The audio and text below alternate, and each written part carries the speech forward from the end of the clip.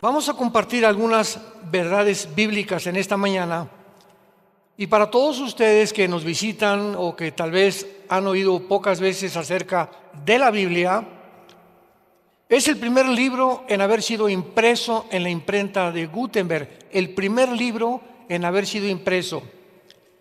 Es el libro que contiene los registros más antiguos de historia, geografía, arqueología, paleontología, antropología, genética, química, matemáticas y cualquier otra disciplina académica que tú me quieras mencionar. No hay comparación con el Tripitaka de Buda, ni con los Vedas de los persas, ni con el Corán del Islam, ni con ningún otro libro religioso. Y el personaje central de la Biblia, que es Jesucristo, no tiene comparación. No podemos poner a Buda, ni a Mahatma Gandhi, ni a Abraham, ni a ningún papa, ni a ningún santo. Nadie se puede poner al lado de la persona de Jesucristo, el Hijo de Dios. Es incomparable su entrada al mundo. Es tan importante la entrada al mundo o en el escenario mundial de Jesucristo que la misma historia está dividida con la venida de Jesús. Yo hace algún tiempo tenía un debate con un ateo por una estación de radio en una nación de Centroamérica y me decía, es que yo creo que ni siquiera Jesucristo existió. Yo solamente le dije, ¿me podría decir ahorita en qué día estamos? Y agarró su reloj, pues estamos en tal mayo de 1994. Le dije, ¿y desde cuándo estamos contando 1994? Y se quedó así, quería voltear al cielo, le comenzó a dar tos y no me quería contestar. Y le dije, le voy a ayudar desde el nacimiento de Cristo. Porque desde que nació Jesucristo se cuenta después de Cristo y antes de Cristo toda la historia humana. Le dije, ¿quién es el personaje que más ha impactado tan grandemente el mundo que inclusive el día de nuestro nacimiento, aunque sabemos que no es el 24 de diciembre, sin embargo se celebra el nacimiento de Jesucristo, no el de Buda, no el de Mahatma Gandhi, no el de Zoroastro, de ningún otro personaje? Hasta los ateos cierran sus comercios. Y no solamente el nacimiento de Cristo es el único personaje del quien llega un espíritu como este en Navidad, de melancolía, de cantos, y nos comenzamos a hacer regalos. ¿De dónde viene todo esto? Que el regalo más grande que Dios nos ha dado ha sido a su Hijo Jesucristo, para que cualquiera que en Él crea no se pierda, mas tenga la vida eterna. Pero no solo eso, sino que también Jesucristo es el único personaje en la historia de quien se celebra su muerte, la famosa Semana Santa, que hasta vacaciones dan. Entonces, cuando venimos a la Biblia, que es el libro que nos muestra la vida, el carácter de Jesucristo, que Él es el reflejo del único Dios vivo y verdadero, vamos a encontrar evidencias filosóficas, históricas, éticas, genéticas, repito, porque más del 40% de las profecías de la Biblia se han cumplido.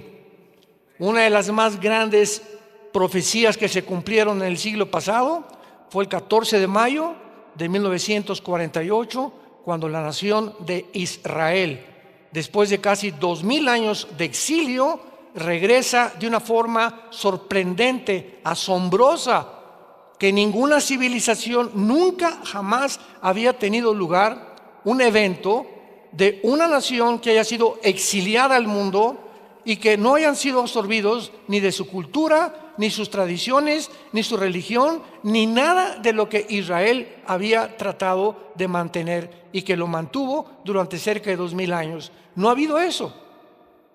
Aquí, por ejemplo, en Estados Unidos, cuando pasamos los mexicanos al otro lado o los que quieren vivir ya, guatemaltecos, nicaragüenses, hay un fenómeno, ¿verdad? Que al entrar a Estados Unidos, los mexicanos o los que viven o han nacido allá ya no quieren ni hablar español, porque quieren ser absorbidos por la cultura, no quieren ser diferentes a los demás y se visten con sus calcetines, su cachucha, quieren vivir tipo americano, porque se tienen que adaptar. Italianos, alemanes ya no hablan italiano, ya no hablan alemán. Pero no así sucedió con el pueblo judío. Las conferencias anteriores que dimos el viernes y ayer pueden ustedes encontrar mucho más información. Ahora, muy bien, veamos a continuación que muchos filósofos y muchos escritores han tratado de ofrecernos diversas interpretaciones acerca del origen del universo. Si hay aquí astrónomos, maestros universitarios, simplemente les recuerdo, o ateos, escépticos, o personas ateas, de que nunca, jamás, mediante la ciencia, se podrá investigar el origen del universo. Primer paso de nuestra tesis: nunca científicamente se podrá probar el origen del universo. Nunca se podrá probar científicamente quiénes somos, ni tampoco hacia dónde se dirige la humanidad. Ni Walter Mercado, ni el chamán, ni los brujos, ni Nostradamus, nadie nos puede decir con la exactitud y los detalles que están escritos en la Biblia. ¿Por qué digo esto? Porque para que algo sea científico, si hay aquí estudiantes de la universidad, tiene que ser demostrativo, tiene que ser probado en un laboratorio, en un tubo de ensayo, y es imposible que alguien pueda decir: yo estuve en la creación y así fue. Bueno, entonces los astrónomos comienzan a inventar. ¿Y qué fue lo que inventaron desde hace más de 2-3 siglos? Que el mundo se inició con una explosión que se llamó el Big Bang, y que a través de esa explosión entonces hubo una mezcla, una sopa de elementos químicos, y se produjo la vida. Y cuando comenzamos a examinar esta teoría, escuchen, que se adoptó como la verdadera teoría del origen del universo en Oxford, en Harvard, en Princeton, en Yale, en la Universidad de México y en las universidades del mundo entero. Y se adoptó además como algo evidencial que podían, y lo escribieron casi científico, que habíamos venido de Chita, que éramos el producto accidental de una evolución, cuando nunca, jamás en la historia se ha demostrado la evolución, porque jamás ha habido la mutación de una especie a otra especie. Y cuando se descubre en 1954 por los doctores Crick y Watson la molécula del ADN, el ácido desoxirribonucleico, se acabó. El 60% de los ateos se convirtieron, al darse cuenta que era imposible sostener mediante los aminoácidos, ni por la segunda ley de la termodinámica, ni por la biología, y menos ahora por la genética. Era una imposibilidad la evolución. Y se seguía enseñando en las universidades. Entonces vemos nosotros un mundo, ¿verdad?, completamente confundido, donde los científicos también postulan teorías que no pueden tener ningún sostén científico. Si alguien te dice comenzó por una explosión el mundo y el universo, ¿quién produjo la explosión? Y vamos a seguir con esta línea, como decíamos ayer. Y si hubo una explosión, ¿acaso la materia produce el pensamiento o la conciencia? Pienso, luego vivo, vivo, luego tengo que existir. Y si tengo que existir, tiene que haber una causa. Esta causa no puede estar dentro de mí, esta causa está fuera de mí. Así venían y discernían los filósofos griegos la vida. Platón, Sócrates, la mayor parte de los filósofos llegaron a la conclusión de que tenía que haber un Dios. Nunca descubrieron quién era ese Dios, pero no podían concluir que pudiera ser un accidente en la vida. Es un absurdo, es una irracionalidad filosófica del ser humano. Ahora, ¿cómo se originó la vida, verdad? Nadie nos puede decir cómo se originó la vida. Hace algún tiempo hubo un doctor llamado Sigmund Freud que comenzó a tratar, después de que rechazó la Biblia cuando era joven, de investigar realmente el problema de la conducta, de la mala conducta del ser humano. Entonces Freud comenzó a hacer experimentos con personas con problemas de carácter mental, y los comenzó a hipnotizar. Y al hipnotizarlos, él trataba de, después de la conciencia, pasarla a la subconsciencia, pasarla a otra conciencia, para que de forma inconsciente o subconsciente arreglarlos mientras estuvieran hipnotizados, regresándolos a la conciencia, pudieran estar sanados. Y finalmente atribuyó, es que el problema de los seres humanos está en la sexualidad infantil. ¿Y qué atribuyó Freud al ser humano? Que el problema se encontraba en la mente. Damas y caballeros que nos visitan, la Biblia es el único libro que nos dice quiénes somos. Pues lógico, si yo compro un carro en la Volkswagen y se me descompone, no voy a ir a la Mercedes-Benz a que me lo arreglen. ¿Por qué? Porque ellos no son los fabricantes. Entonces, si algo tiene un problema con mi carro, lo llevo con el fabricante. Y si un problema humano existe, no voy con el psicólogo que me ayude, ni con el psiquiatra, ni con la doctora Corazón. Tenemos que recurrir con el fabricante. ¿Y quién fue el fabricante? Dios, el Dios de la Biblia, el Dios y Padre de Jesucristo. ¿Y qué dice Él? Dejemos que Dios nos hable, permitámosle a Dios que pueda exponer realmente lo que la revelación que nos dejó condensada en la palabra de Dios. Y Jesucristo nos dice aquí en la Biblia, a los que lo quieran apuntar, que somos un espíritu, número uno, que tenemos un alma y que vivimos dentro de un cuerpo. Entonces, el ser humano no es solamente intelectual, como dicen ateos, es que aquí hay moléculas moviéndose y somos el resultado de líquidos gástricos y las neuronas que expelen también ciertas cosas y ciertas sopas que se conjugan en el cerebro y de ahí viene el pensamiento. Y vuelvo a repetir, buscan la manera de poder explicarle al ser humano las barbaridades que no pueden explicar porque ellos no son los fabricantes. Entonces, si somos espíritu, el ser humano no lo sabe. Y entonces el ser humano se ha dedicado ¿a qué cosa? Alimentar la mente, o sea, el intelecto, filósofos, ciencias políticas, astronomía, y nada de eso está mal. Y el cuerpo, una buena comida, una buena alimentación, una buena bebida, no Coca-Cola, no harinas blancas, no sal, etcétera. Ejercicio, porque el cuerpo necesita un sostenimiento, así como la mente. Una persona que no lee un libro al mes, te vas a quedar hecho un chorizo. Dicen que en Europa leen 30, 40 libros mínimo los universitarios al año. Cuando se hizo la investigación en el continente americano, ¿cuántos libros se leían en México? 1 cada 3, 4 meses. Con razón. Tenemos que alimentar la mente. Pero ¿cuántas Netflix ves? ¿Y cuántos cuentos de Calimán te has leído? ¿Y cuántas telenovelas han visto? No se pierde ninguna telenovela. Por eso estamos como estamos. Así está el mundo completamente desesperanzado.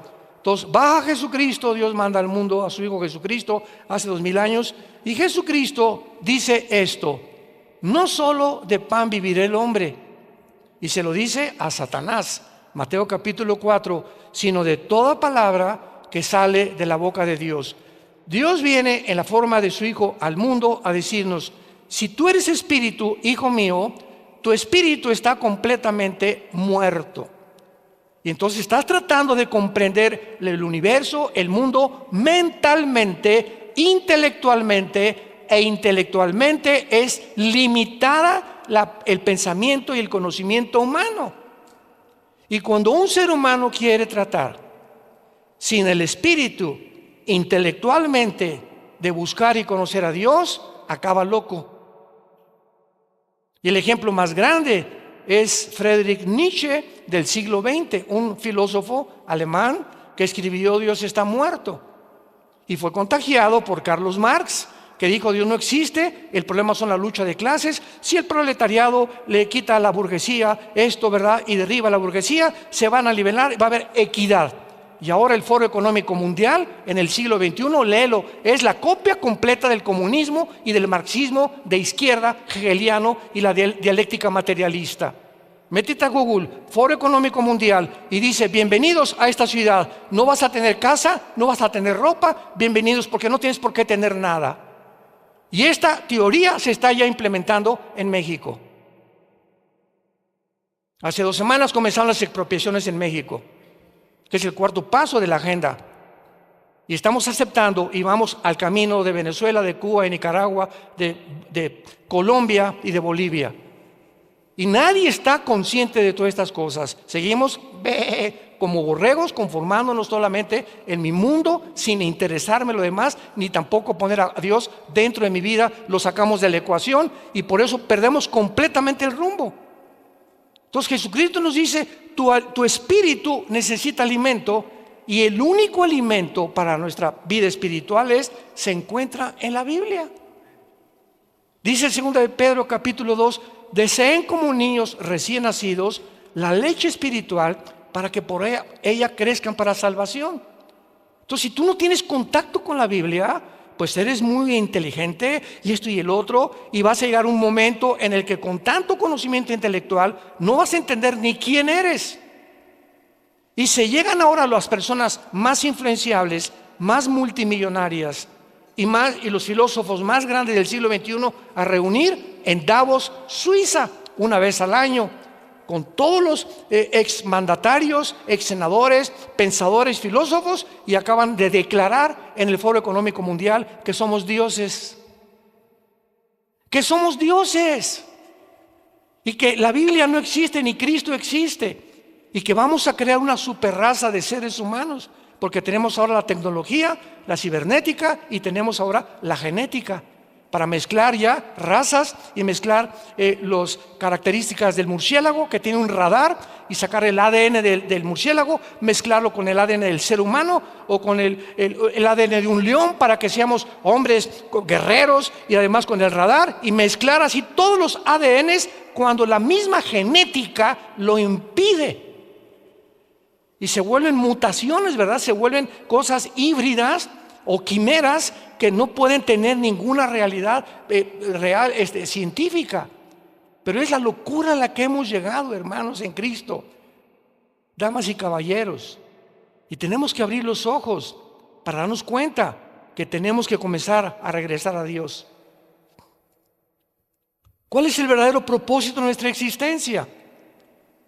El ateísmo, el humanismo, el materialismo y la evolución afirman que todo es material. Yo lo digo porque yo, antes de convertirme y conocer a Jesús, yo fui ateo. Yo me decepcioné de la religión, no de Jesús, porque crecí en colegios lasallistas, en la primaria, la secundaria, la preparatoria. Jamás nos enseñaron la Biblia, nos enseñaron una religión. Y cuando me dijeron que yo ya quería ser cura, a los 14, 15 años de edad, en el seminario salesiano de Acapulco, Guerrero, y me dijo el arzobispo en una mañana, todos los que éramos como 4 o 5 estudiantes que estábamos puntos, nos entraron como acólitos. ¿Se acuerdan que antes había los acólitos? Y nos enseñaban el latín para que le contáramos al Padre. Cuando el Padre entra al altar, dice, me introduzco al altare Dei. Le teníamos que contestar a Deum Collectifica Juventudes Meam. Él dice, me introduzco al altar de Dios a ofrecer el sacrificio de Cristo por los vivos y los muertos. ¿Y qué dice la Biblia? Que ya fue sacrificado. Entonces, ¿qué es lo que estaba diciendo este señor al entrar a un supuesto altar? Que se brincaron la cruz y que ahora tenías que volver a recibirlo con la famosa comunión. Y te tomas la comunión el domingo, y el lunes, martes y miércoles te portas como diablo y la vuelves a tomar otra vez el domingo. O sea, Cristo entra y se sale, entra y se sale. ¿Y qué dice la Biblia? Les doy vida eterna para siempre. Y cuando recibes a Cristo es una vez y para siempre. Comienzo a leer la Biblia, mi hermano me la da, comienzo a leer Juan y me doy cuenta que habíamos sido engañados. Y encuentro que la verdad nos haría libres, se caen las vendas, abrimos los ojos por primera vez y nos damos cuenta cuál es la verdad. Y Jesús lo dijo en Juan 14:6, yo soy el camino, la verdad y la vida. Fuera de Cristo no hay ninguna verdad absoluta, porque vivimos un mundo de relativismo, donde tu verdad es tu verdad, mi verdad es mi verdad. Mira, yo soy gay, déjame como yo estoy, tú eres como estás, no te metas. Mi verdad es esta, como dijo el fundador de la cadena CNN, verdad, de televisión, que ya vendió, tiene como el 35% ahorita de las acciones. Ted Turner se llamó, que se casó también con Jane Fonda, una muchacha artista de cine. Y Ted Turner se decepciona de Dios, de la religión, se vuelve ateo también, y dijo los 10 mandamientos de Ted Turner. Y ahora yo voy a hacer mi vida, mi ética, mi moral, y voy a determinar qué es bueno y qué es malo. Y lo que él dijo es a lo que el mundo ha llegado con el movimiento LGTB, con la ideología de género, que ahora están las escuelas públicas enseñándoles a nuestros hijos menores de edad que se masturben a los 5 o 6 años de edad, que se usen los baños de las mujeres igual que el de los hombres, que en los Juegos Olímpicos juegue una luchadora mujer con un luchador hombre porque el hombre es transgénero, como la italiana que casi la noquean ahora en los Juegos de París.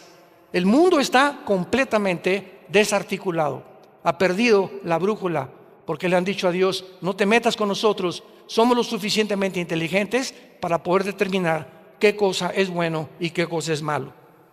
Tenemos ateos como Carlos Marx, Sigmund Freud, Nietzsche, Bertrand Russell, que dijo: bueno, pues es que jamás se podrá llegar a la verdad. Y cuando descubrimos a Bertrand Russell tenía 5 esposas y 2 amantes. Jean-Paul Sartre, el padre del existencialismo, fue mi ídolo en los 60, 70, cuando yo era ateo. Sartre escribió El muro y la náusea. Esos libros yo me los devoraba cuando era joven, y en uno de sus libros, en El muro, dice Jean-Paul Sartre: veo un muro donde yo estoy tratando de poder determinar cuál es mi propósito en la vida, porque ya negué a Dios, y si no hay Dios, entonces ¿qué hay?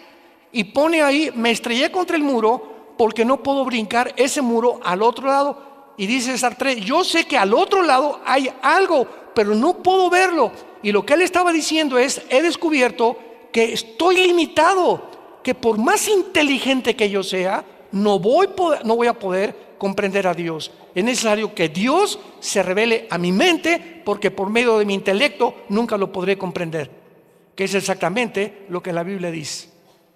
Y su hija, antes de morir, le dice a Sartre: papá, ¿qué es lo que te pasa? Y Sartre le dice antes de morir a su hija: hija, ¿sabes cuál es mi tragedia? Que he tratado de vivir toda mi vida luchando contra alguien que no existe. Entonces perdí mi propósito de la vida. ¿Cómo es que gasté mi vida tratando de demostrar que alguien no existe? Si no existe, pues no existe y voy a vivir. Pero ¿por qué trato de convencer a las demás personas que no existe? Perdí el tiempo. Y como dijo el gran filósofo francés, que igual que Laplace y que Klepper, etcétera, etcétera, que llegó un ateo y le dijo: mira, Dios no existe. Y le dijo este filósofo francés, que era cristiano: mira, lo único que te puedo decir yo es que si tú te mueres, dice la Biblia que te vas al infierno. Y si yo me muero, dice la Biblia que Jesucristo viene por mí para llevarme al cielo. Entonces, vamos a suponer este cálculo. Si tú te mueres, yo no pierdo nada, ¿verdad? Porque dices que no existe nada. No hay Dios, no hay infierno, no hay cielo. Pero si tú te mueres y yo tenía razón, ¿qué amolada te vas a llevar? Prefiero creer a no creer, siguiendo una línea elemental de lógica filosófica natural. Ahora, ¿existe alguna moral absoluta? El mundo que vivimos dice que no hay ninguna verdad absoluta. Al contrario, todos son especulaciones, ¿verdad? Vuelvo a repetir: tu verdad no es mi verdad, no hay una verdad absoluta, todo es de acuerdo a la perspectiva en la que tú percibas el mundo y el cosmos, etcétera, etcétera. Entonces, cada quien, como dice la Biblia, como ovejas nos hemos cada quien salido del corral, y unos piensan esto, otros, tratando como seres humanos limitados, frágiles que somos, vulnerables, tenemos que morir, la vida es cortísima y pasamos el mundo como dioses. Estoy en un mundo que no entiendo, un cosmos que no sé ni por qué nací, pero yo sé que las respuestas están en mí. No puede haber alguien fuera de mí que me dé explicación de por qué soy como soy. Y esas personas así mueren exactamente, dice la Biblia, igual que como mueren las vacas, igual que como mueren los animales. ¿A qué me refiero? Los animales se despiertan, comen su comida, su cena, y se levantan, comen, otra vez, duermen y otra vez, y así pasa su vida. Y los seres humanos, dice la Biblia, que pasan su vida sin jamás haber descubierto que el Dios que existe tiene un propósito para tu vida, has vivido en las tinieblas, naciste en las tinieblas, viviste en las tinieblas, alcanzaste y fuiste presidente, y 5 compañías como Steve Jobs, el que fundó la famosa, ¿verdad?, red de Apple, muere y dices que con todos los millones que yo tuve, murió de cáncer porque buscó brujos para que lo curaran. Dice Steve Jobs, jamás se puede descubrir la verdadera razón por la cual existí. ¿De qué me sirvió ser multimillonario? Jesucristo dijo, ¿de qué le sirve al hombre ganar el mundo si pierde su alma? ¿De qué te sirvió ser y tener el poder que pudiste adquirir y el dinero que alcanzaste? Y ya fuiste diputado, y ya fuiste gobernador. ¿Y después qué? ¿Que no sabes que la vida se te tiene que acabar? Y cuando se te acabe la vida, ¿qué es lo que vas a poder abrir al abrir los ojos? ¿La condenación eterna o el cielo que Jesucristo viene por nosotros? Y tenemos una sola vida para decidir lo que queremos hacer con nuestra vida. Ahora muy bien, en Juan capítulo 17, que es una de las oraciones más maravillosas que se encuentran en la Biblia, Jesucristo ora al Padre antes de morir. Y podemos contestar en este pasaje realmente cuál es el propósito por el cual tú y yo nacimos. A los jóvenes se les enseña, hijo, busca una profesión donde hagas dinero. ¿No es cierto? No, papá, quiero ser futbolista. Pues mira, va a estar muy difícil, que ser como Messi o como Cristiano Ronaldo, ¿verdad? Tú vas a morir de hambre. Quiero ser músico. No, pues mira, búscate una profesión donde hagas dinero. Siempre estamos impulsando y motivando a nuestros hijos el dinero, el dinero, el dinero. Y cuando esos padres se mueren, los hijos como alacranes están esperando que se muera el viejo para ver qué herencia les dejó. Y cuando tú te mueras y les dejaste $5 millones a tus hijos y todo lo que tú trabajaste, ¿para qué lo hiciste? Para dejárselos a hijos tuyos, a una herencia que tú dejaste, que nunca les hablaste de la vida eterna ni el propósito por el cual vienen a vivir. Tú le dejas a un hijo tuyo dinero, ese hijo se va a echar a perder y se convierte en una maldición para su vida. Pero si tú te mueres y tus hijos no tienen ni un petate donde acostarse, pero con la seguridad que tu hijo, mi Panchito y mi Carmelita, tienen a Jesucristo, te mueres en paz porque Dios se va a encargar de ellos. Y Dios los va a bendecir tarde o temprano. Y Dios va a hacer que les vaya bien en la vida tarde o temprano. Te mueres en paz. Entonces veamos los valores desde la perspectiva bíblica, desde la perspectiva divina. ¿Para qué vives? ¿Para hacer dinero? ¿Para hacer fama? ¿Publicidad? ¿Para que seas conocido? ¿Para que tengas poder? Porque dicen, bueno, pues es que si tengo dinero, ahora tengo poder. O para pertenecer a un partido político donde están todos y ahí está el pastel, pues me voy a donde está el pastel. Y mis convicciones filosóficas, estadísticas, etcétera, etcétera, los derrumbo. La familia no importa, el matrimonio no me importa, ni mis hijos tampoco. Quiero poder. Quiero pertenecer a ese grupo político, quiero pertenecer a ese grupo de intelectuales. ¿Por qué? Porque quiero ser entre ellos, quiero ser grande. Y acabas recogiendo basura y sacrificando a tu familia por el ego tan grande con el cual el ser humano ha nacido.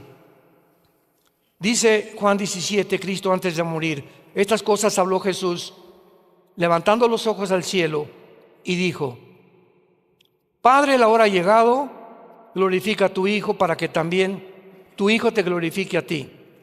Como le has dado, vean lo que dice Jesús, que Él recibió del Padre una potestad, o sea, un poder. Dios le dio a su Hijo al venir al mundo un poder sobre todos los seres humanos, sobre toda carne. ¿Para qué? Para que Él nos diera la vida eterna. A todos los que le diste. ¿Y qué es la vida eterna?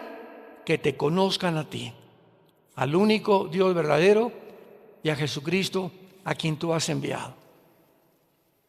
Dios manda a su Hijo para decirnos: diles que son peregrinos, que somos extranjeros y estamos habitando un mundo temporalmente, y que la vida no se acaba con la muerte. Y yo tengo que demostrarles que la vida no se acaba con la muerte. ¿Y qué hizo Jesucristo? Es crucificado, muerto, enterrado y resucitado a los 3 días. Y la resurrección de Cristo es la base fundamental, el bastión del cristianismo. El cristianismo no podría existir si Cristo no hubiera resucitado. Porque si no hubiera resucitado, hubiera sido como todos los grandes líderes religiosos que acabo de mencionar, que ahí en la tumba de Buda está, la tumba de Mahatma Gandhi ahí está, la tumba de Mahoma ahí está, pero ve a Jerusalén y está la tumba de Jesucristo vacía. Y no solamente eso, sino las pruebas históricas que existen de la resurrección de Jesucristo. Entonces, si Jesucristo no resucitó, nosotros tampoco vamos a resucitar. Y si no hay resurrección de muertos, comamos, vivamos. ¿Para qué le soy fiel a mi esposa? El que no tranza no avanza. Aquí se trata todo de hacer dinero. Pues voy a chantajear, voy a defraudar, no voy a pagar mis deudas, voy a tratar de tener amigos por intereses políticos o económicos nada más. Voy a tratar de abrirme paso a como dé lugar. No me importa que sacrifique a mi familia, porque solamente soy yo. Hago mi jaula a mi alrededor y me meto en una pecera donde solo yo existo. Mis propósitos, mis intereses y los demás a mi alrededor, no me importa nada. Y viene Jesucristo y nos rompe esa cápsula en la cual nos habíamos encerrado y nos dice: el secreto de la vida no está en encerrarte en ti, sino en vivir para los demás. En vivir para los demás. Yo no vengo a que ustedes me sirvan. Yo, el creador del universo, de las galaxias, de las estrellas, de los peces, de las hormigas, de los pájaros, de los seres humanos, de todo lo que existe, vengo a hincarme delante de ustedes y lavarle los pies y decirles que los amo y que mi resurrección es la prueba más grande que ustedes también van a resucitar. Y si Jesucristo no hubiera resucitado, no tendríamos ninguna garantía de que hay vida después de la muerte. Esta es la vida eterna, que conozcamos a Dios. Y nadie puede conocer a Dios a través del vudú, o a través de la meditación trascendental, o a través de Hare Krishna, o meditando y me estoy concentrando con Él, o a través del peyote, o de la marihuana, o del LSD, o de los fetaniles. Ninguna otra droga, ningún otro medio, ningún otro sistema inventado por los seres humanos, a través de ninguna religión vas a llegar a Dios, porque las religiones no salvan ni dan el conocimiento de Dios. El cristianismo no es una religión, es una relación personal, viva, dinámica, orgánica con alguien que está vivo. Ves a los del Islam, ¿verdad? Se hincan y ahí están, no saben ni a quién, Alá, no saben, no tienen ni pensamientos para Alá. Y lees el Corán: maten a los que no sean musulmanes o decapítenlos. Y vienes a la Biblia y nos muestra la historia del principio al final como está escrita, para que sepamos que Dios se adelantó a la historia para demostrarnos que Él es real, que la Biblia es la palabra de Dios y que Jesucristo es su Hijo, que quiere entrar esta mañana a tu vida y darte la vida eterna. ¿Qué es la vida eterna? Que cuando tú mueras no te condenes en el infierno. Cristo habló más veces del infierno que del cielo, y habló más veces de los demonios que de los ángeles. Era tan grande la preocupación, y Cristo en Getsemaní, saliéndole sangre por las capilaridades de su piel, que Él sabía que se iba en la cruz a enfrentar a todo el pecado de todos los seres humanos, a Satanás y a la muerte. Y le gritó a su Padre: si es posible, pasa de mí esta copa. Pero finalmente Él se rindió y le dijo: Padre, no se haga mi voluntad, sino tu voluntad. Porque de tal manera amó Dios al mundo que nos dio a su Hijo Jesucristo. Entonces Dios podía enviarnos palomitas y miren, yo los amo y les voy a dar, vayan al cine. Cualquier religión salva, sigan cualquier religión, pero Jesucristo desde el cielo nos manda un mensaje: no hay manera que tú tengas contacto conmigo si antes no conoces a mi Hijo en la cruz. No hay manera de conocer a Dios si antes no conoces a Jesucristo, porque es Jesucristo el mediador, el que nos conecta con la fuente de energía. Y si tú crees esto, tienes la vida eterna. Y cuando tú mueras, morirás en paz y abrirás tus ojos y tendremos miles de ángeles a nuestro alrededor que nos llevarán a la presencia de Dios. Y ahí podrás saber, valió la pena en la corta vida que Dios me dio haber creído en el Hijo de Dios.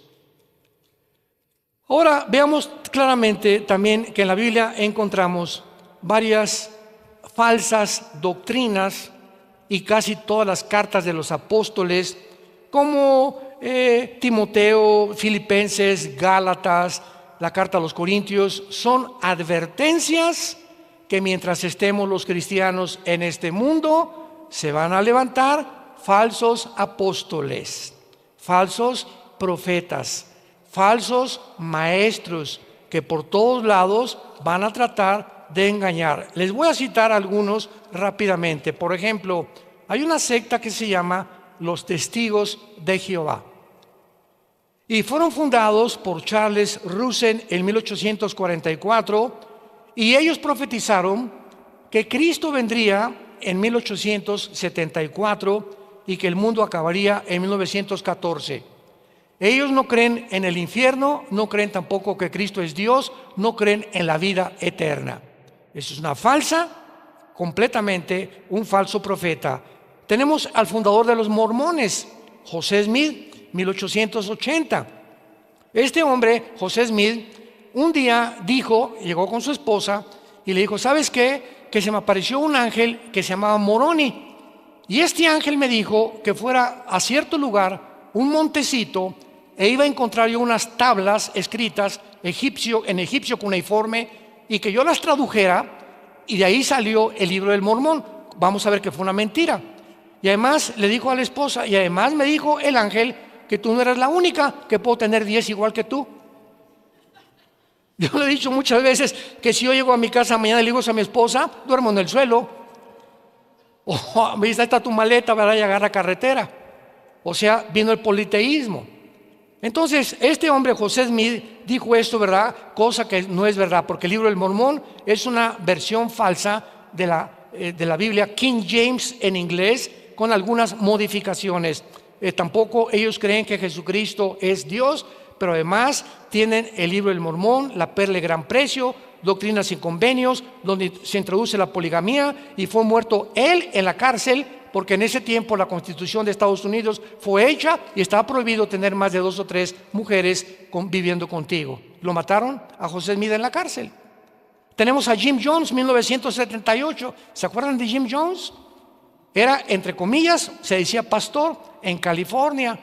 Y entonces juntó un grupo como de 1,000 personas y se las llevó a la Guyana. Buscan, está subida en internet.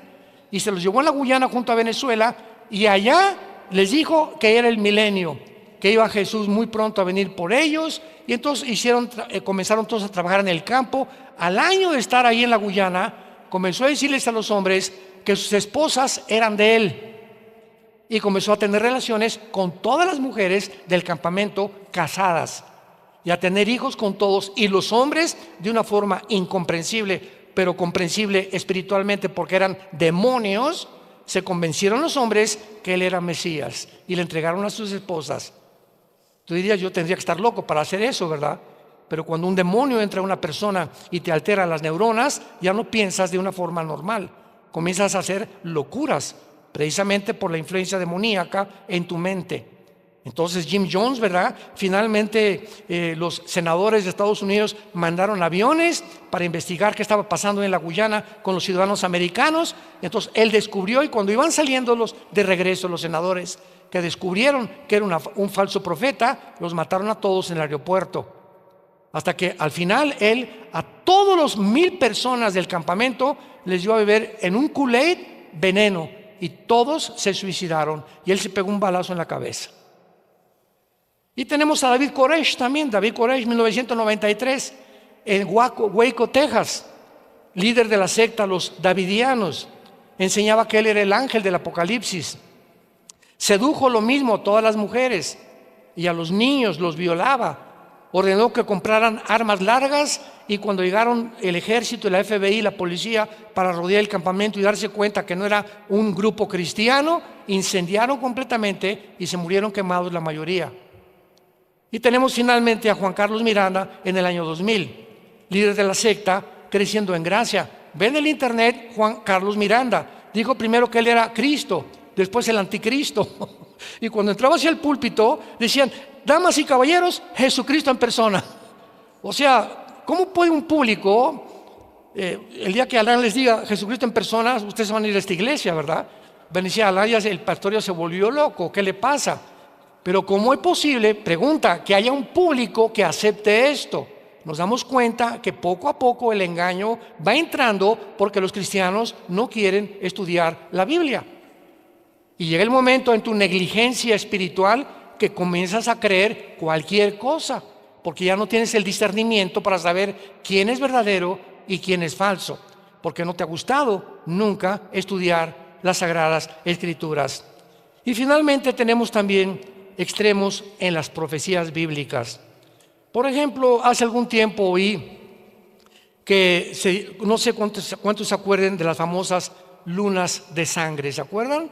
Que fueron las famosas lunas de sangre, y comenzaron las redes sociales que Cristo ya venía, que esto y que el otro, y que era la señal, y que era el cumplimiento de Joel 2, 30 y 31. Vean lo que dice Joel 2, 30 y 31 en el Antiguo Testamento. Dice así: y daré prodigios en el cielo y en la tierra, sangre, fuego y columnas de humo. El sol se convertirá en tinieblas y la luna en sangre antes, por el amor de Dios, subraya esa palabra. ¿Cuándo va a suceder eso? Antes que venga el día grande y espantoso de Jehová, que es la segunda venida de Jesucristo. Entonces, ¿cómo pueden adelantarse, verdad, de que ya Jesucristo iba a venir cuando ni siquiera estamos en la segunda venida, cuando ni siquiera el anticristo ha surgido? Vinieron las vacunas y nos llegaban pero cantidad de correos. Oiga, ¿y la vacuna es del anticristo? ¿Es la marca del anticristo? Le dije: cabeza de melón. ¿No has leído Apocalipsis capítulo 13? Sí. ¿Qué dice? Que la marca del anticristo será aquí en la frente o en la mano derecha. ¿Dónde te ponen las vacunas? Aquí, hermano. Entonces, ¿cómo llegas a creer o a sugerir o a deducir que es la marca del anticristo? Pero las vacunas serán aquí y la marca del anticristo será aquí y será aquí. Tal vez un chip o alguna implantación que se haga por debajo de la piel, que pueda tener el control y tu información de quién es tu seguro social, qué enfermedades tienes, etcétera, etcétera. Y tú vas a llegar a una tienda a comprar un coche, a vender una casa, y no podrás hacer ninguna transacción hasta que tú puedas pasar por ciertos aparatos como están actualmente en los aeropuertos ya en el mundo entero, y pueda detectar quién eres. Y cuando tú tengas la marca, tu condenación está completamente asegurada, porque las personas que se marcan con la marca del anticristo no tendrán salvación. Lo dice Apocalipsis capítulo 14. Entonces tenemos que abrir los ojos. Igual el anticristo. Ahorita que entraron ya los islámicos a Siria, me llegaron correos anoche a las 11, 12 de la noche, me despertaron. Ya ni la muelan de despertarme. Oiga, este señor Al-Galani, el nuevo líder ahorita de los yihadistas ahí en Siria, te están diciendo que es el anticristo. ¿Qué dice la Biblia del anticristo? Que va a surgir cuando se junten 10 naciones, 5 de Europa, ya lo hablamos ayer, y 5 del Medio Oriente. Y una vez que haya un G10 de naciones, 5 de Europa y 5 del Medio Oriente, porque Europa va a quedar sola, Estados Unidos va a caer tarde o temprano, Rusia va a caer, va a quedar como un pollito desamparado. Europa va a tener que pedir el petróleo al Medio Oriente, y se van a unir Europa con el Medio Oriente. Y cuando esta unión haya, y la leamos en los medios de comunicación, de uno de estas 10 naciones saldrá el anticristo. Y lo hemos repetido tantas veces, lo enseña la Biblia por todos lados. Y el anticristo va a ser islámico, va a ser musulmán. Y va a salir exactamente de donde está ahorita la rebelión, en Siria y entre Irak. Porque en el Antiguo Testamento, Babilonia, que era la cabeza del estatua de Nabucodonosor, era Babilonia, que es Irak, Siria y el Líbano, o sea, la antigua zona de la Mesopotamia, que significa tierra entre dos ríos, entre el Tigris y el Éufrates. Entonces, ahorita la zona geográfica donde acaban de derrocar al presidente de Siria y Rusia se sale e Irán se sale, inconcebible, porque Rusia tenía en Siria la única base naval al Mediterráneo. Y el hecho que Putin no haya hecho nada, sígame con cuidado, el hecho que Putin haya dejado que Assad, no se dicen que nadie sabe dónde está, pero no lo defendió, ni Estados Unidos lo defendió, y entraron los yihadistas. ¿Qué significa esto? Que Rusia está a punto de caer también.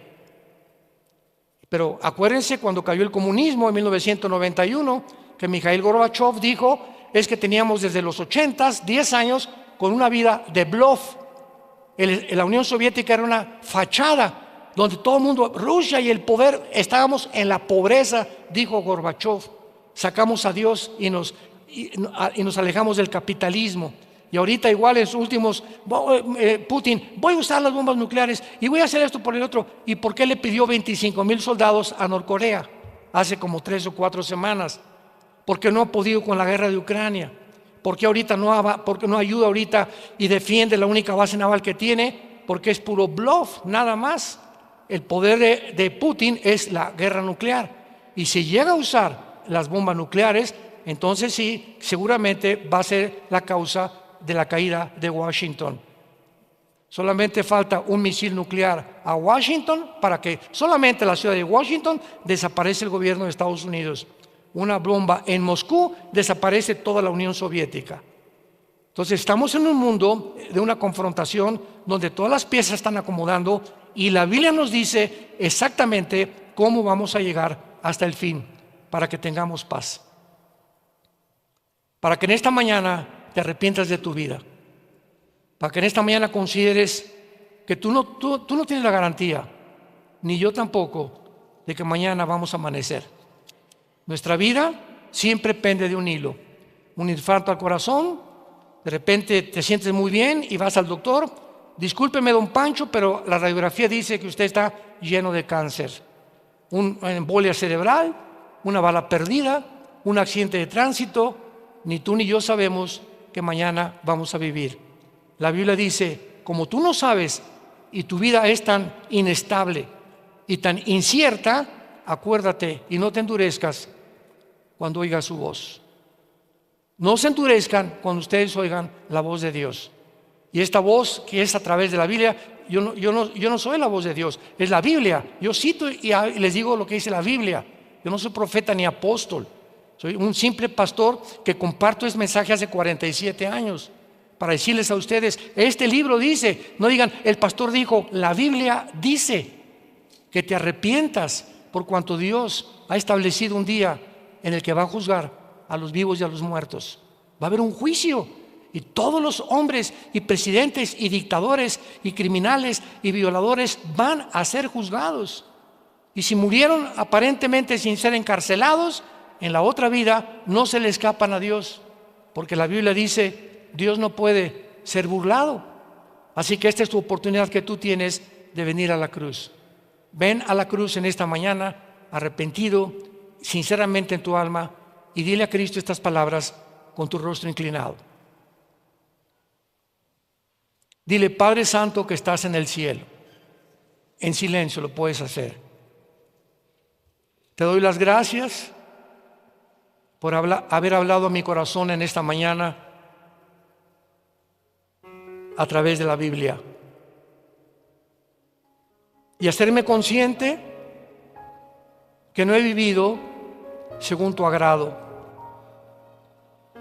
que he vivido demasiado centrado en mi persona, olvidándome que hay otra vida después de esta vida. Creo con todo mi corazón que hace 2000 años tu santo Hijo Jesucristo abrió sus brazos en esa cruz y derramó su sangre preciosa como el antídoto, como la medicina para mi pecado. Me arrepiento sinceramente y me quiero volver a ti. Reconozco que el camino donde me encuentro es un camino que tarde o temprano me conducirá a la muerte. Quiero regresar a ti, Señor, y te pido que entres a mi corazón, porque creo que a los 3 días, después de haber sido muerto y crucificado y enterrado, resucitaste para que en esta mañana me recordaras que algún día volveré a vivir contigo. Entra a mi vida, Jesús, en este instante como mi Señor y mi Salvador. Te recibo y te doy las gracias por darme la vida eterna. Amén.